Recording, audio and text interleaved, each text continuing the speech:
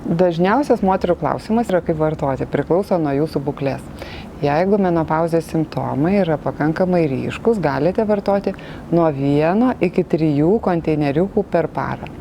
Jeigu menopauzės simptomai normalūs, nedideli, galite palaikymui vartoti 1 konteineriuką per dieną. Kada vartoti?